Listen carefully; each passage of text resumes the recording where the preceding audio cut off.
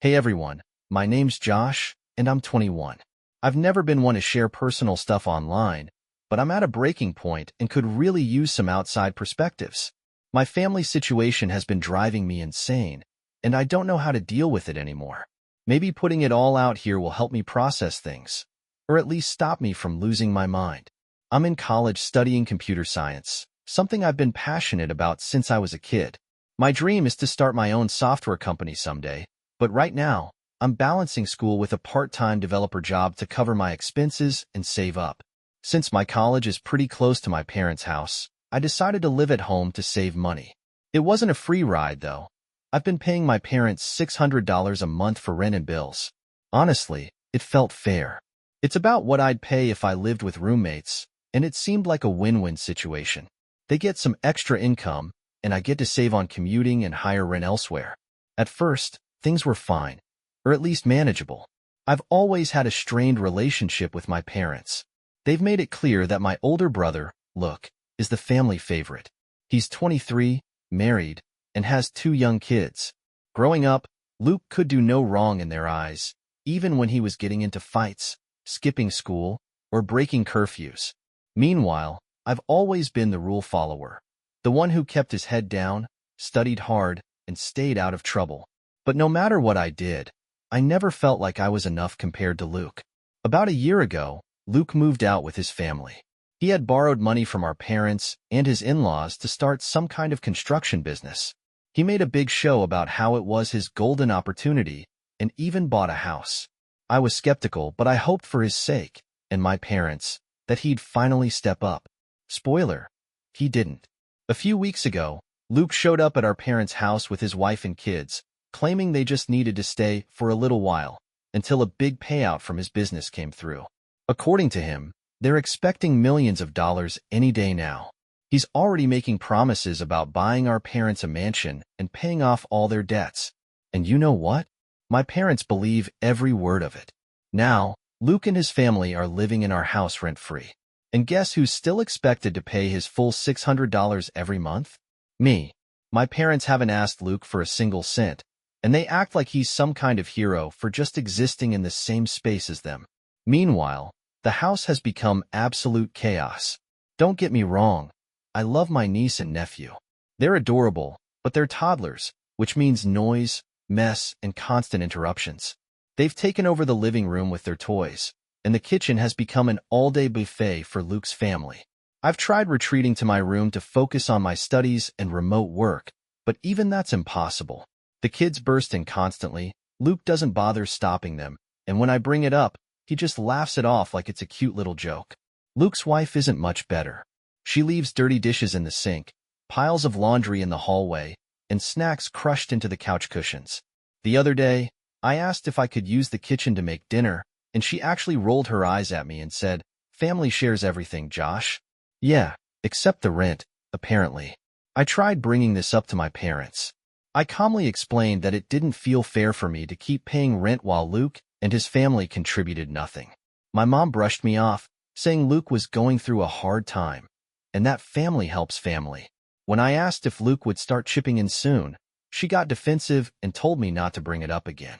My dad backed her up later, saying I needed to be understanding and that Luke was doing his best. His best? The guy hasn't lifted a finger since he moved in. Every day, I feel more and more like a stranger in my own home. I'm paying for a space that no longer feels like mine. I can't focus on school or work, and I'm constantly walking on eggshells to avoid setting anyone off. But what really gets me is how blind my parents are to Luke's nonsense. They still talk about him like he's some misunderstood genius who's just one lucky break away from success. Meanwhile, I'm here, paying my rent, working hard, and keeping my life together, and it doesn't seem to count for anything. I've thought about moving out, but it's not an easy choice. Rent in this area is insanely high, and while my part-time job pays okay, most of it goes toward tuition and savings. Plus, part of me feels like moving out would be letting Luke win. Why should I have to uproot my life because he can't get his act together? But lately, I'm starting to feel like staying here is slowly killing me. Every day feels like another reminder that no matter how hard I work, I'll always come second to Luke in my parents' eyes. Last night was the tipping point. I was in my room trying to finish up a freelance project when my mom barged in without knocking. She announced they were going to set up a toddler bed in my room because Luke's kids needed more space. I couldn't believe what I was hearing. My room is the only place in this house that feels even remotely like mine, and now they want to turn it into a daycare? I pushed back and told her no. She rolled her eyes and said I was being dramatic, but I stood my ground, and eventually, she stormed out, muttering about how selfish I was. That wasn't even the worst part. Later, I overheard Luke talking to my parents in the kitchen. He was saying something about how I needed to step up and start contributing more because we're all in this together. This guy, who hasn't paid a dime since he moved back in, is trying to guilt-trip me into paying more? I was so angry I had to leave the house just to cool off. I don't know what to do anymore. I'm so tired of feeling like I'm being punished for being responsible. I've tried talking, I've tried reasoning, and nothing changes. If Luke gets to live here rent-free and act like he owns the place, then maybe it's time for me to start seriously considering leaving. I've worked too hard to let my life get derailed by this nonsense. But at the same time, walking away feels like giving up. I feel stuck, and I don't know how to get out of this mess without completely blowing up my relationship with my family. If anyone's been in a similar situation, I'd love to hear how you handled it. I just can't keep living like this. A few days after the whole toddler bed incident, my mom came into my room again. This time, she knocked. Progress, I guess, but it didn't soften what came next. She started with small talk, asking how work and school were going, but her voice had that overly sweet tone she always uses when she's about to drop something on me. Eventually, she sighed dramatically and said, "Josh, we need to talk about your rent." I felt my stomach drop. She told me that, with Luke and his family living here, expenses had gone up. Groceries, utilities, everything. She said it wasn't fair for me to keep paying the same amount when everyone else was sacrificing more. I couldn't believe what I was hearing. Everyone else? As in Luke and his wife, who weren't paying a single dollar. I asked her point blank if Luke was planning to start contributing anytime soon. Her expression tightened, and she said something vague about how Luke's situation is complicated, and how family supports each other through tough times. I couldn't help myself. I laughed. Not because it was funny, but because the hypocrisy was just too much. "Mom," I said, trying to stay calm, "I'm already paying rent. I'm paying my fair share and then some. Luke's been here for weeks, and he hasn't paid for anything. Not rent, not groceries, not even diapers for his kids. How is this fair?" She didn't answer. Instead, she gave me a disappointed look and said, "I thought you'd be more understanding." Then she left my room like the conversation was over. Spoiler, it wasn't over. The next morning at breakfast, my dad brought it up too. He said something about how we all need to pull together, and it's just temporary until Luke's business takes off. Temporary. That word keeps coming up, and I'm starting to think it's just code for indefinitely. Luke was sitting at the table during this little intervention, eating a bowl of cereal like he had no care in the world. When I asked him directly if he planned to start paying rent, he shrugged and said, "Once the money comes through, we'll all be set, man. Just be patient."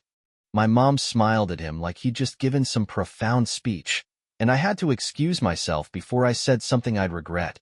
That afternoon, I came home from work to find Luke's wife sitting on the couch, scrolling through her phone while her kids ran wild. There were snack crumbs everywhere, juice spills on the carpet, and some crayon marks on the wall. I went into the kitchen to grab a glass of water, and the sink was overflowing with dirty dishes. I'm talking every dish in the house. I asked her, as politely as I could, if she planned to clean up soon, and she just said, "Oh, I'll get to it later," without even looking up from her phone. I didn't say anything else because, honestly, what's the point? Later that night, I overheard Luke and his wife talking in the living room. She was complaining about how Josh doesn't do enough around here, and how I should be more supportive of their situation. I felt my blood boil. Supportive? I'm the only one in this house consistently contributing anything besides noise and dirty dishes. I wanted to march in there and say something, but instead, I locked myself in my room and stared at my bank account balance. I started doing some mental math, calculating how much I'd need to move out. The next day, I started casually browsing rental listings. I didn't have a concrete plan yet, but I wanted to see what my options were. The results were bleak. Everything was either way out of my budget or in neighborhoods I wouldn't feel safe walking through at night. The idea of moving out felt impossible, but so did the thought of staying here. A few days later, things escalated again. I came home from class and found Luke's wife in my room. She was standing by my desk, rifling through my drawers. When I asked her what she was doing, she smiled and said, "Oh, I was just looking for a pin." A pin. In my private space. I pointed out that there's an entire drawer full of pins in the kitchen, and she just shrugged like it wasn't a big deal. I told her to stay out of my room, and she rolled her eyes before walking out. That night, I confronted Luke about it. I told him his wife had crossed a line and that my room was off limits. Instead of apologizing, he laughed and said, "Relax, man.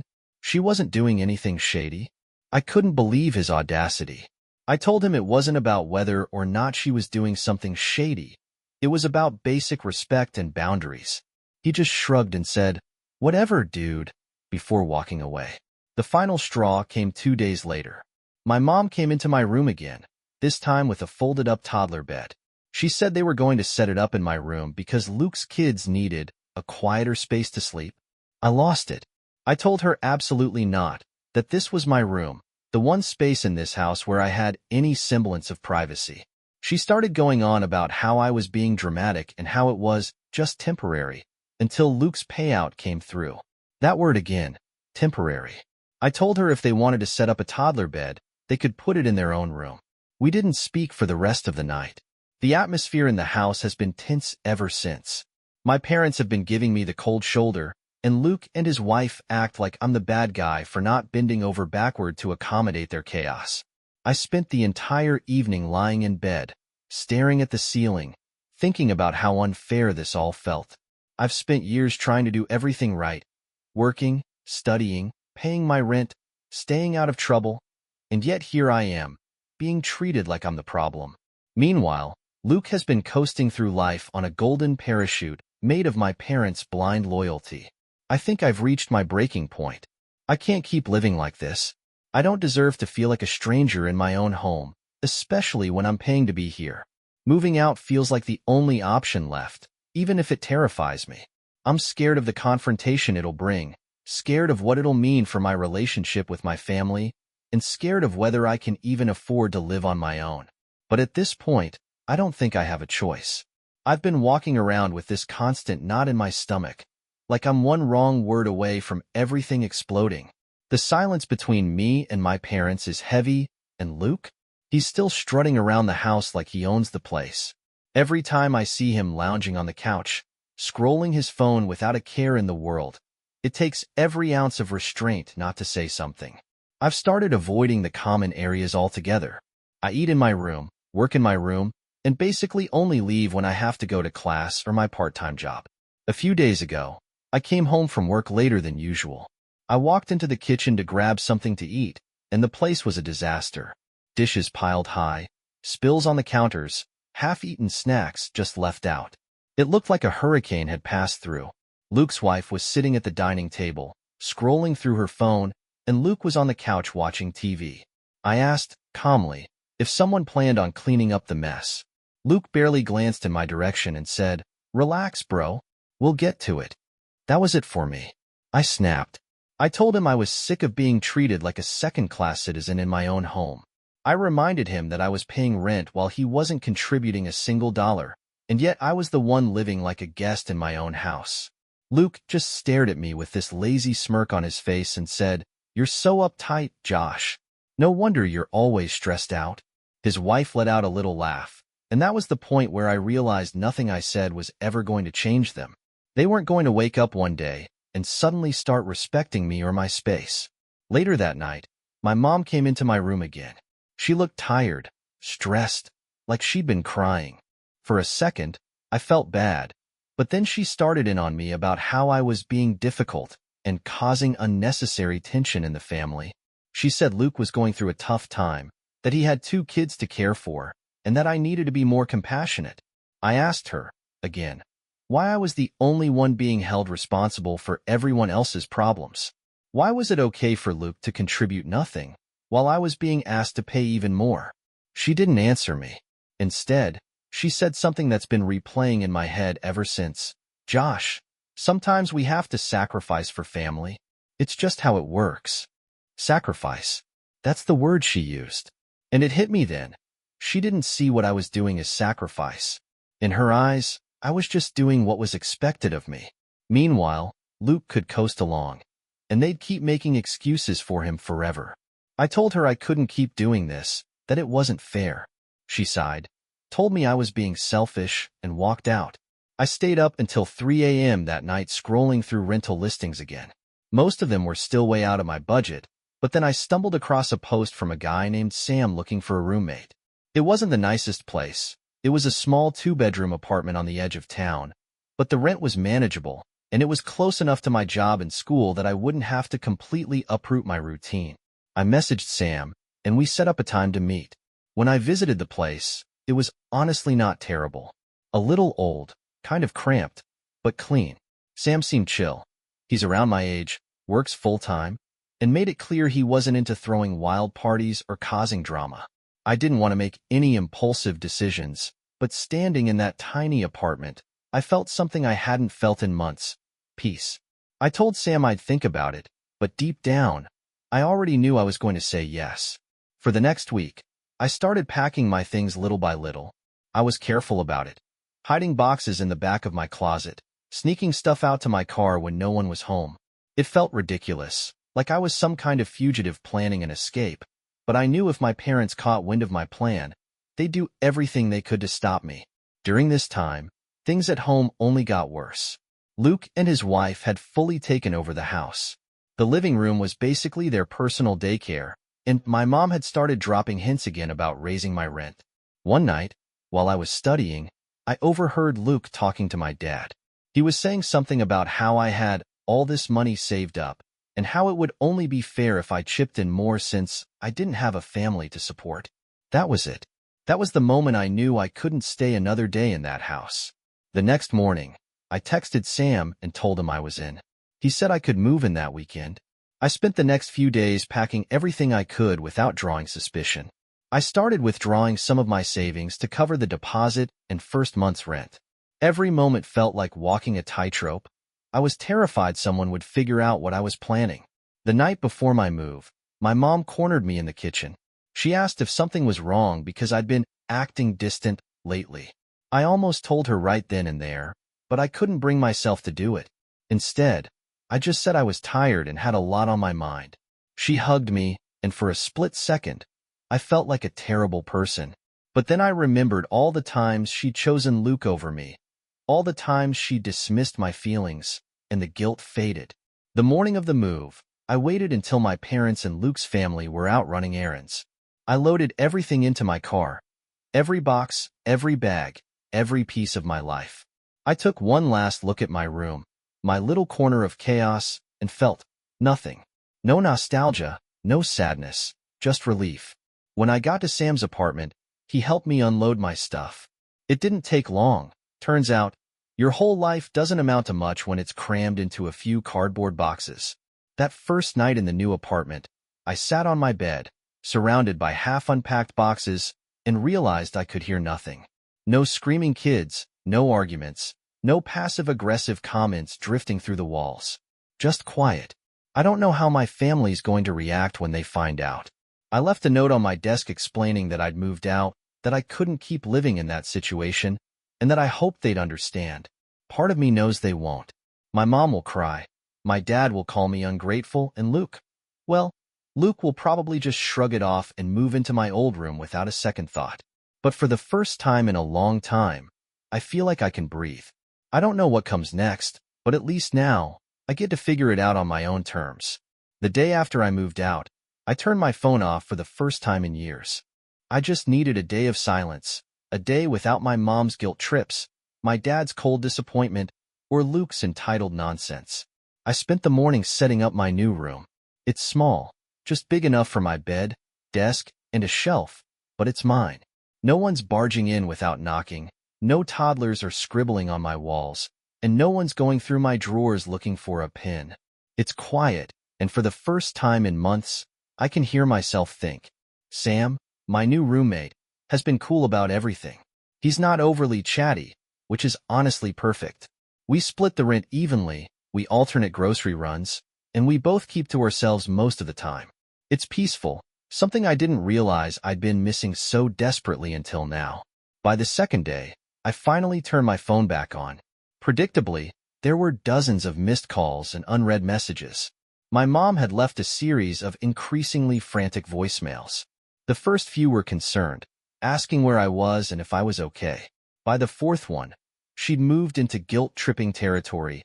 "Josh, how could you do this to us? After everything we've done for you?" And then, finally, a quiet, tearful message. "Please, just come home and talk to us."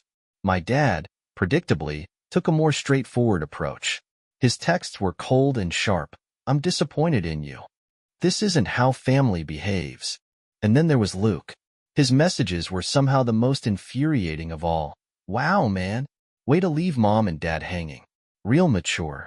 Another one said, "You've always been so selfish. We're all struggling right now, but I guess you only care about yourself." I stared at my phone for a long time, my thumb hovering over the screen. Part of me wanted to respond, to defend myself, to lay out every single reason why I'd had to leave. But then I realized it wouldn't matter. My parents have never really listened to me, and Luke would never understand because he's never had to take responsibility for anything in his life. Instead, I sent one text to my mom. I told her I was safe, that I'd moved out because I couldn't handle the situation at home anymore, and that I hoped she'd understand someday. Then I muted the family group chat and set my phone face down on my desk. Over the next week, things started to feel normal. I went to class without the weight of family drama hanging over me. I worked late shifts at my part-time job and came home to a quiet apartment where no one demanded anything from me.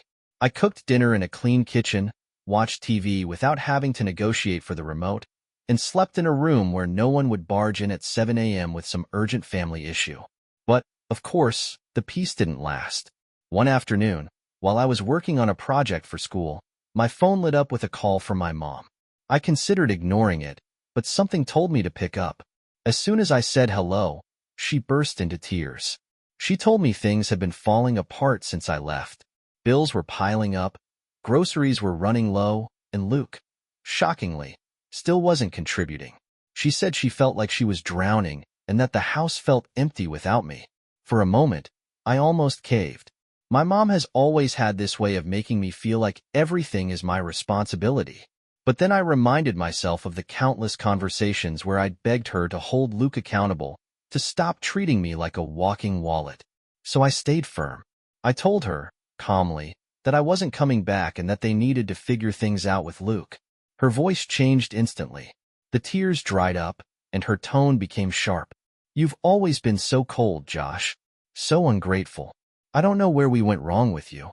And just like that, the conversation was over. I sat on the edge of my bed for a long time after that call. I felt guilty, of course I did. No matter how justified my actions were, no one walks away from family without feeling some kind of weight. But there was also this deep sense of relief, like I'd finally stopped playing a rigged game. A few days later, Luke texted me again. This time, he asked if I could lend him some money to help out with the kids. I stared at the message for a solid minute, trying to process the audacity of it. The guy had been living rent-free in my parents' house, letting them shoulder every expense while I paid more than my share for years. And now he wanted my money? I replied with one sentence, "No, Luke. Figure it out yourself." He didn't text back after that. The thing about moving out is that it doesn't magically fix everything. I still think about my parents every day. I still worry about my mom crying herself to sleep or my dad's silent disappointment. But I also know that staying there would have destroyed me. I was slowly losing myself in that house, buried under other people's expectations and constant guilt. A week after the Luke money incident, Sam and I sat down for dinner in our little kitchen. He asked me how things were going, and for the first time in a while, I didn't immediately launch into a rant about my family. I just said, "Better." And I meant it.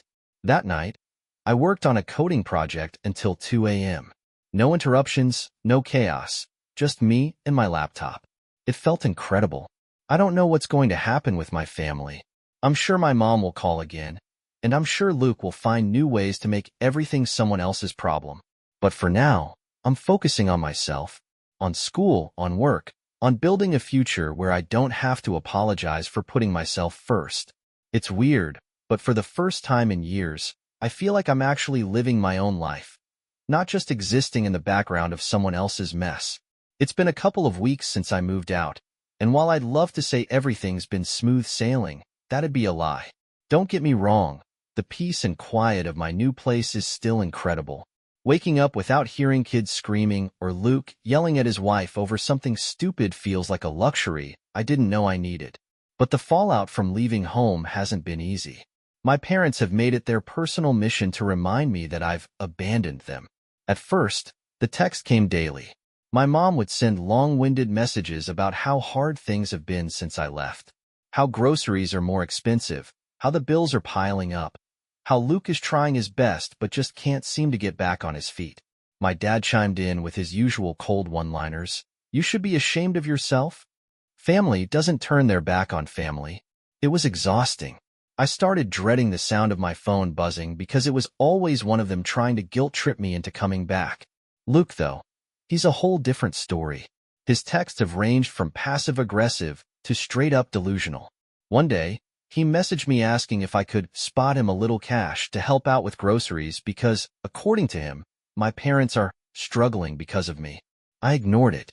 Then a few days later, he sent another message that said, "It's not fair that you get to run away and leave us with all this mess. You're so selfish, Josh." Selfish. That's rich coming from someone who hasn't paid a single bill in months. After a while, I stopped responding. It felt pointless.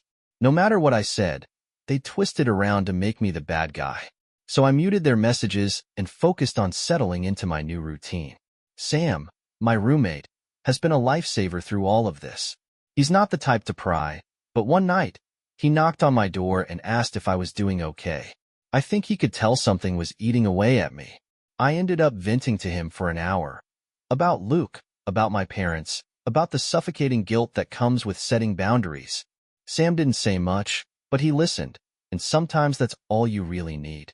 Before he went back to his room, he said something that stuck with me. You can't set yourself on fire to keep other people warm, man. At some point, you've got to let them figure it out themselves. The thing is, I know he's right. I know I made the right call by leaving. But there's still this voice in the back of my head whispering that I failed somehow, that I should have done more, been more patient, sacrificed more. It's hard to shake off years of conditioning overnight. About a week ago, my mom called me again. I picked up, mostly because I couldn't handle the constant ringing anymore. Her voice was quiet, softer than usual, and for a second, I thought maybe she was calling to apologize. Wishful thinking. She started talking about how hard things had been since I left, how the kids missed me, and how Luke was really trying this time. Then she dropped the real reason for the call. She wanted me to come over for dinner. Part of me knew it was a trap, but I said yes anyway. I guess I wanted to see if anything had changed. Maybe a tiny part of me still hoped they'd realize how unfairly they'd been treating me. When I walked into the house, it felt off. Like the air was heavier somehow. Luke was sprawled out on the couch, watching TV while his kids ran around the living room. His wife was in the kitchen, scrolling through her phone.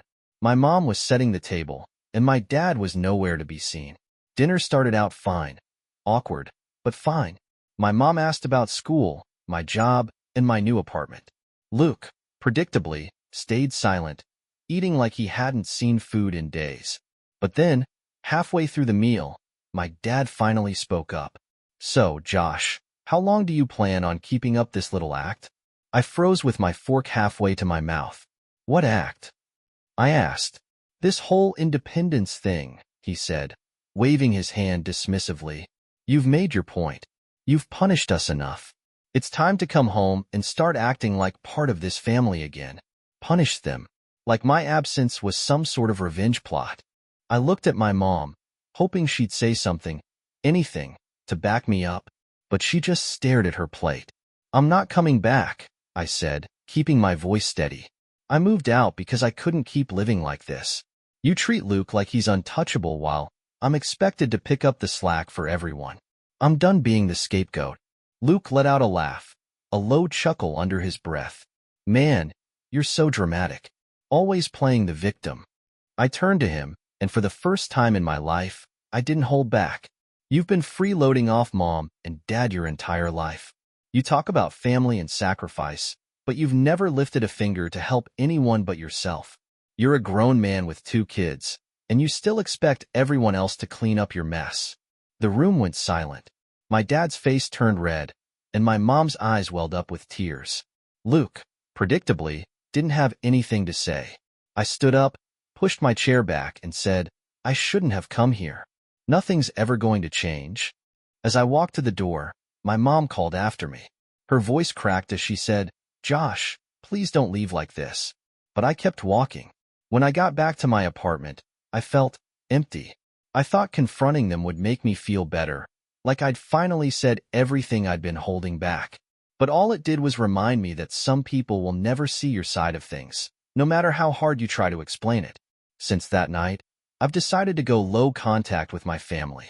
I still send my mom a quick text every now and then to let her know I'm okay, but I don't respond to the guilt trips or the pleas to come back. Luke hasn't tried to reach out again, which is honestly a relief. I've been throwing myself into work and school, and for the first time in a long time, I actually feel like I'm moving forward. It's not perfect. I still have moments where I feel guilty or second-guess myself. But then I remember the way Luke smirked at me during that dinner, or the way my dad dismissed my entire decision as an act, and it reminds me why I had to leave. I don't know if things with my family will ever get better. Maybe they will, maybe they won't. But right now, I'm focusing on myself, on building a life where I'm not constantly expected to set myself on fire to keep everyone else warm. And honestly, it feels pretty damn good. It's been about a month since that disastrous dinner at my parents' house, and honestly, I think I'm finally starting to let go of the guilt.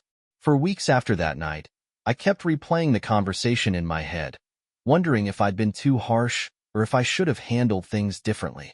But every time I start to doubt myself, I remember the way Luke smirked at me when I confronted him, the way my dad dismissed my feelings like they were an inconvenience, and the way my mom just sat there, silent, staring at her plate. That night didn't break me, it clarified things. Since then, I've kept my distance. My mom still texts occasionally, usually some version of, Josh, we miss you. Please come home and talk to us. But there's always this subtle undertone of guilt in her words, like every message is carefully crafted to remind me of how much I've hurt the family.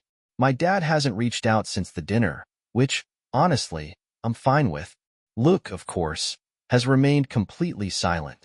No texts, no calls, nothing. And I think that says more about him than anything else ever could. Life at my new apartment has settled into a comfortable rhythm. Sam and I have a good system going. We split groceries, bills, and chores without any drama. He's easy to live with, and having a quiet, clean space to come home to still feels like such a luxury. I didn't realize how much of my mental energy was being drained just by existing in that toxic environment back home. Now, I wake up without knots in my stomach. I sit down at my desk and actually focus on my work without the constant fear of someone barging into my room to demand something from me. Financially, things are tight, but I'm managing. My part-time job covers my share of the bills, and I'm being extra careful with my savings. I still have my long-term goal of starting my own software company, and now that I'm not constantly stressed out and emotionally drained, I feel like I can actually start laying the groundwork for that dream. I've been working on a side project in my free time. Nothing groundbreaking, just a small app idea I've been toying with for a while. But it feels good to pour my energy into something that's entirely mine. About a week ago, I got a text from my mom that hit differently. It wasn't one of her usual guilt trips. Instead, it was short and to the point. Josh, we're struggling. Your dad is stressed. I'm overwhelmed. And Luke isn't helping. Please, can we talk? For a second, I almost called her right then and there. But I stopped myself. I've learned the hard way that conversations with my parents always follow the same script. Luke is struggling. Josh needs to sacrifice. Family helps family. But something about her message felt raw. So I decided to respond. I told her I'd meet her for coffee. Somewhere neutral. Somewhere I could leave if things went south. When I walked into the cafe and saw her sitting there alone, she looked smaller somehow, like the weight of everything was finally catching up to her. She smiled when she saw me, but it was tight, forced. We made small talk for a few minutes. How's school? How's work? Are you eating okay? All the usual questions moms ask. But eventually, she set down her coffee cup and said, "Josh, I don't know how to fix this." Hearing her say that caught me off guard. My mom has always been the type to pretend everything's fine, to slap a Band-Aid on a bullet wound and hope for the best. But now, she looked genuinely lost. She told me that Luke still wasn't contributing, that my dad was furious all the time, and that the house felt like it was falling apart. She said she missed me, that she realized how much I'd been holding things together while I was there. I didn't know how to respond to that. Part of me wanted to comfort her, to tell her it was okay, that I'd come back and help, but I couldn't do that, not again. So I told her the truth. I told her that I loved her, but I couldn't come back. I told her that Luke needed to step up, that she and Dad needed to stop enabling him. I said that I wasn't going to set myself on fire to keep everyone else warm anymore. She nodded slowly, like she already knew that's what I was going to say. Then she asked me something I wasn't expecting. She said, "Do you think Luke will ever change?" I told her honestly, I don't know. But I also told her that it's not my responsibility to wait around and find out. We sat in silence for a few minutes after that.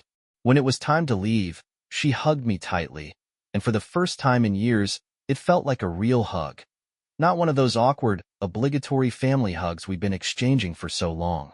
She told me she loved me, and I told her I loved her too. Since that conversation, things have been quiet. My mom still texts me occasionally, but the guilt trips have stopped. It's mostly little updates about random things. How the weather's been, how she saw something at the store that reminded her of me. My dad hasn't reached out, and honestly, I don't expect him to. Luke? Still radio silence. But I'm okay with that. I'm okay with the space, the silence, the distance. Because for the first time in my life, I feel like I'm actually living on my own terms. I'm not carrying the weight of everyone else's choices on my shoulders. The other day, I sat down at my desk and finished a coding project I'd been working on for weeks. When I hit submit and saw the confirmation pop up on my screen, I felt this overwhelming sense of pride. Not because the project was anything special, but because it was mine. I'd finished it in my own space, on my own time, without anyone hovering over me or dragging me into their chaos. I don't know what the future holds for my family. I hope my mom finds some peace. I hope my dad learns to let go of his anger, and I hope, against all odds, that Luke finally grows up. But I also know that none of those things are within my control. All I can control is myself, my choices, my boundaries, my future. For now, I'm focusing on that. I'm focusing on my goals, my peace, and building a life that feels right for me. And honestly, it feels pretty damn good.